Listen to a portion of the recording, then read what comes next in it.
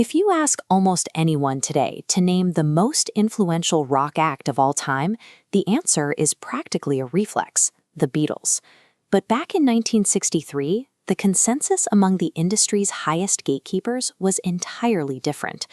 Even as the Fab Four dominated the UK charts, the top international executive at Capitol Records in the US repeatedly vetoed their singles, officially dismissing them as generally amateurish and unappealing. The television industry shared that exact sentiment. Ed Sullivan, the ultimate tastemaker of 1960s media, was offered the band for his variety show.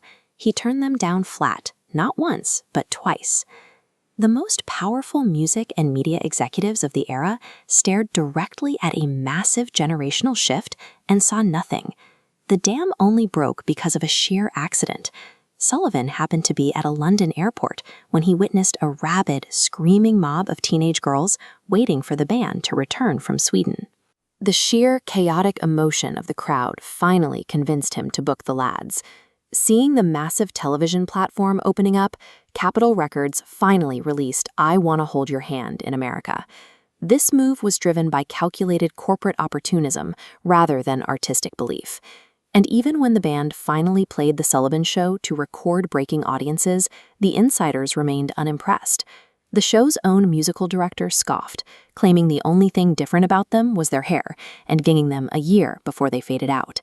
And then the newspaper critics weighed in. The New York Times called their vocals hoarsely incoherent.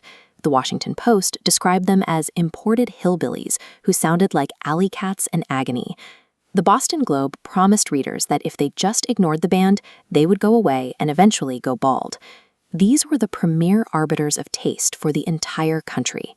Their failure to recognize the quality and staying power of this music raises a fascinating question about how human judgment actually works. To understand why the experts blew this, we have to look to Raymond Loewy, one of the most prolific industrial designers of the 20th century. Loewy developed a psychological concept he called Maya, which stands for most advanced yet acceptable.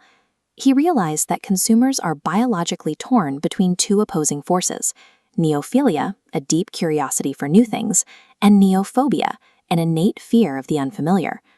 For a cultural innovation to succeed, it has to land in the middle of that tension. It needs to be bold enough to excite the brain, but familiar enough that we can instantly comprehend what we're looking at. But if an idea pushes too far past that acceptable boundary, the brain stops feeling curious. Instead, it triggers a biological fear response, and we reflexively reject the new concept. In other words, our taste is governed by a rigid biological threshold that dictates what we can and cannot accept. But the catch is that this Maya threshold doesn't just stay in one place. It shifts based on age. Think about teenagers. Because they are still in their formative years, their acceptable band is incredibly wide. They have a massive tolerance for the new, and they're actively searching for things that break away from what their parents like. Compare that to the music critics reviewing the Beatles in 1964. These were established professionals in their 40s and 50s. Their musical tastes had already crystallized decades earlier, leaving them with a rigid, narrow, acceptable band. When those critics panned the Beatles, they were simply bumping up against a biological wall that they had long since aged out of.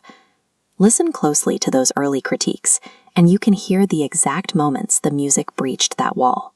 Newsweek complained about guitars slamming out a beat that did away with familiar secondary rhythms and melodies.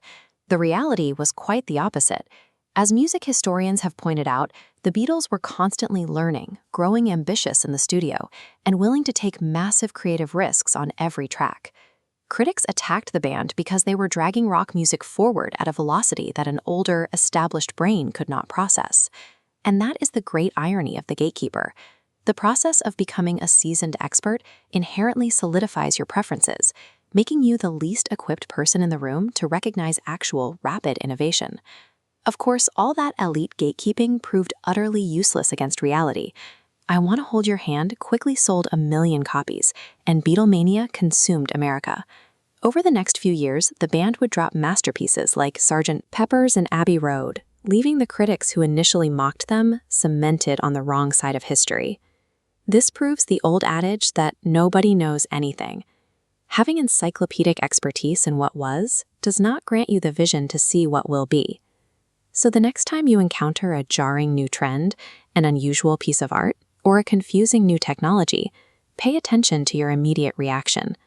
Before you reject it, you have to ask yourself a hard question.